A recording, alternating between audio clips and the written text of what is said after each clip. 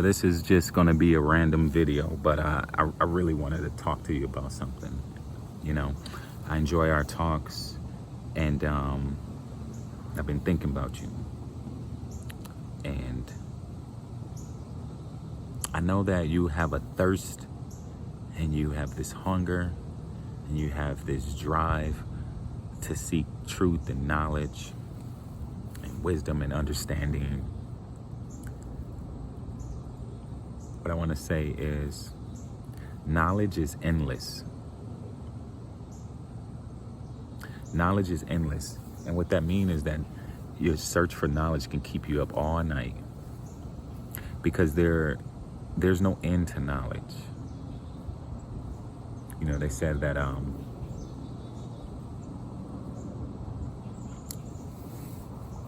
there once was a couple that lived in a garden, and they ate from the tree of knowledge. And it's an insatiable hunger. Once you bite into knowledge, you're gonna always want more knowledge. Knowledge can keep you up at night. Now, I'm not saying don't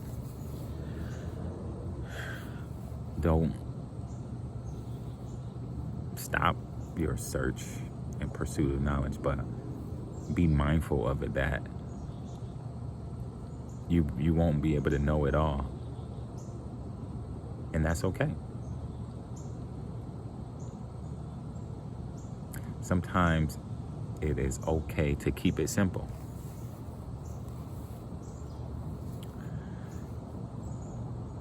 There's some things in this life, in this system, in this program, that we overcomplicate and think that it's more complex than it is. And we overlook the simple things, or the things that is just like right there, hidden in plain sight. Or when you think about it, like, oh dang, why didn't I think about that? That's so obvious, like the obvious things. People go to work to earn a living, to put food on their table and provide for their families and whatnot. You get that paycheck, you pay your bills. You gotta go to the grocery store and buy groceries. You gotta eat. Eat to live, or you living to eat? Now, you go to the grocery store and you spend $100 on groceries, $200 on groceries, $300, depending on how large your family is, but you're spending money on groceries. If you have a house, or you have a little bit of land, you could technically just buy seeds, and you can grow that produce that you are buying at the store for a crazy amount. And you can get it for free. Just cultivate the land. You can buy seeds instead of buying groceries. I mean, not immediately, you got to grow and cultivate it, but obvious things. Now,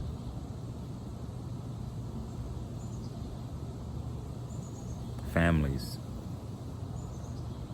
You have kids that they go to school, teacher tell them something one time, maybe 2 times, and that kid is obedient. A parent has to tell that same kid 5, 6, 7, 8 times before the kid listens, if they listen at all.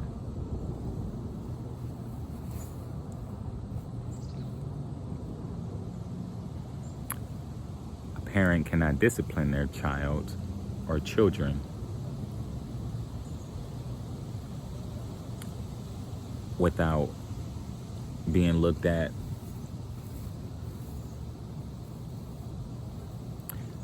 as being too harsh and being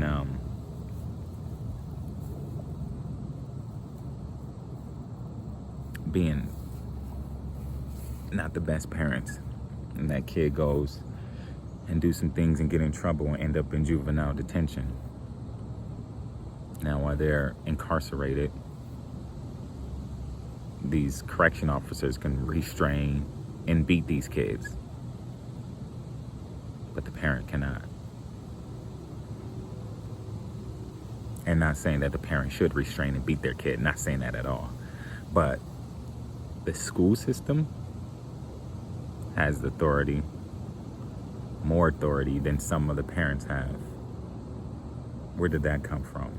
How did it get to that? Where the parent cannot get their child to be obedient after telling them the first time or the second time. They gotta keep asking their child to be obedient, whereas a teacher or someone on the outside, the child obedient to that authoritative voice. How do we put that back into the power of the parents, that control back into the power of the parents, so they can have their household more organized? I'm speaking from a place of just curiosity, because I don't have children. I have nieces and nephews, and I'm a mentor and things like that. So I'm just thinking out loud. I could be completely wrong about this, and some of you might say, Zach, shut up. You don't know what you're talking about. And some of you may have some great advice and comments and suggestions. So let's have this talk. Let's have this conversation.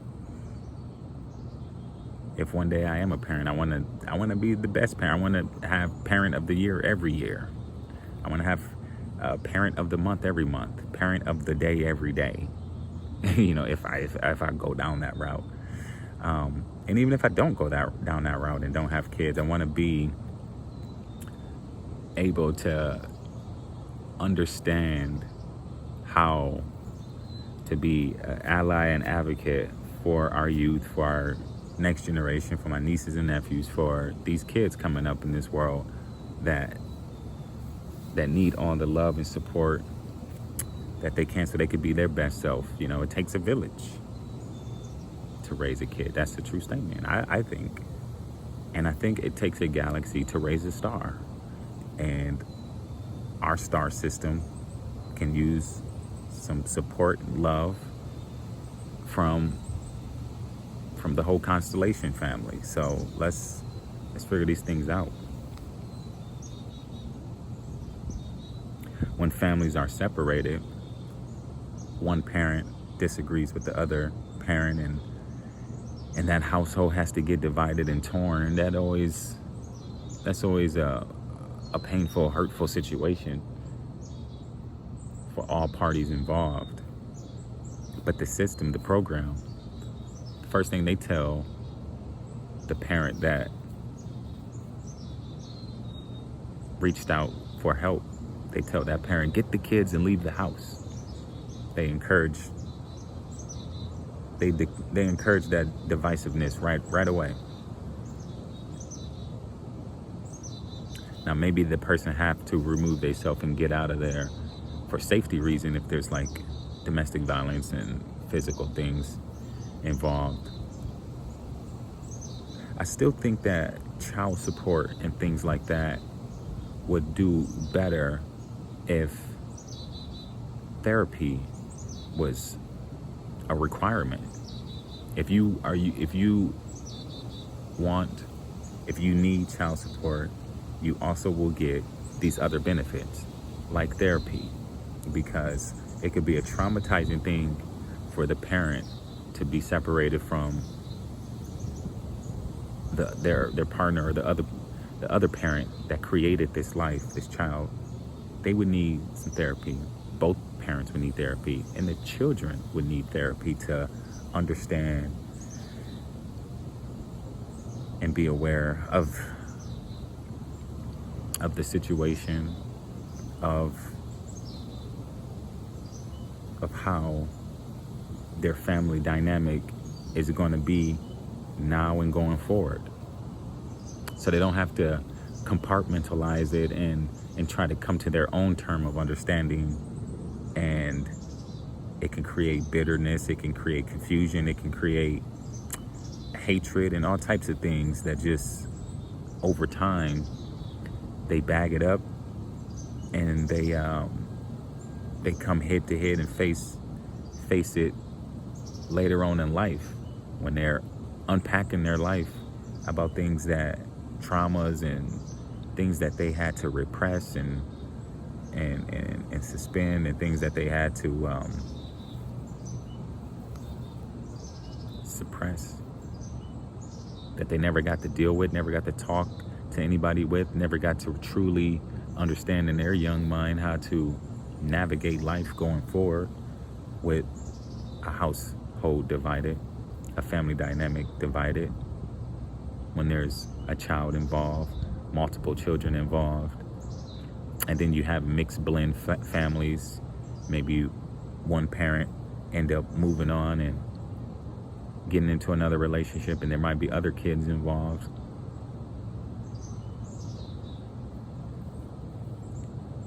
So I think that the system, the program, does a great job at separating families, being divisive, and pitting. They pit parents against each other. They got, if it's a father that has custody of the kids, and or vice versa, the mother that have custody of the kids, you have inner city and you have marginalized and disenfranchised families and households that a lot of times they only go for apartment style living or complex style living. So they may not have a house, they might be renting, they don't have a mortgage, so the child support checks is just going into this cycle of just paying that rent for this apartment or this project building, but the child or the children are not inheriting anything from that child support. It just goes to pay the bills. It doesn't benefit that family dynamic. It doesn't benefit that child or those children. It doesn't even really benefit the single parent that is raising a kid. They just use that little bit of money to pay the bills, but it's not anything beneficial as far as like helping with the quality of life overall. I guess you could say, well, it's providing a roof over their head. Well, it depends. Like sometimes child support is not enough to really add any value, especially when they're stuck in a maybe they have a slumlord landlord or something, or the property is run down or whatever, and they may not have amenities to help that child grow to be the best child or children, because that environment might not be healthy. So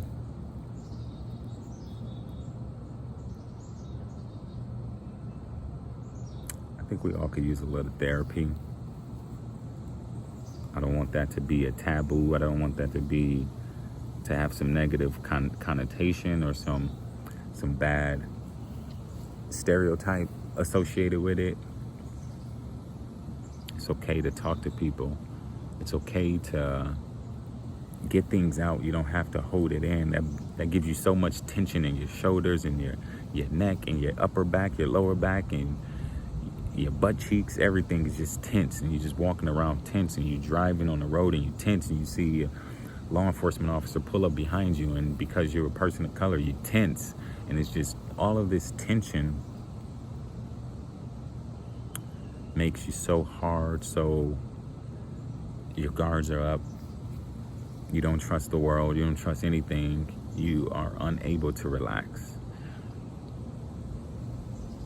You are moving like you have post-traumatic stress disorder. You are moving like you have been a prisoner of war your entire life. You are moving with these shackles, so you don't really know what real freedom is like, what real justice is like, what real equality is like, because the world has limited you And these systems and these programs have limited you because they made tricks. They made tricks. Matrix. It's a game. And the bigger game is like a board game of, it's not just card tricks, magician. You got board games. You got some countries that are run like board games, like America is Monopoly. Canada is Sorry, is, you know, United Kingdom is guess who? No, I'm just...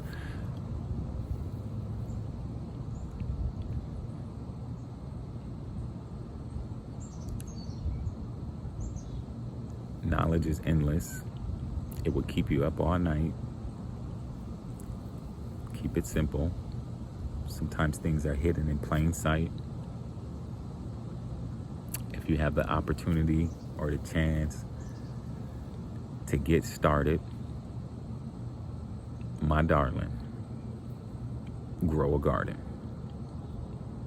You don't have to buy groceries.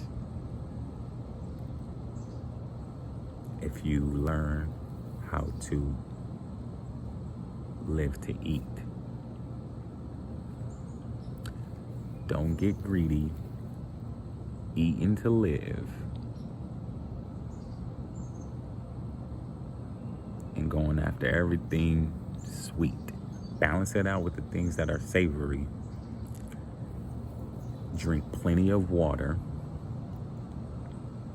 And don't let these systems and these programs divide father, mother, sons, daughters. Peace, love, Smile Street Galaxy. I'm Zachary. I see you. Health is wealth, so take care of self. Be kind to self, be kind to others, and be kind to nature. The universe will support you. Zach care if don't nobody else care. Love you.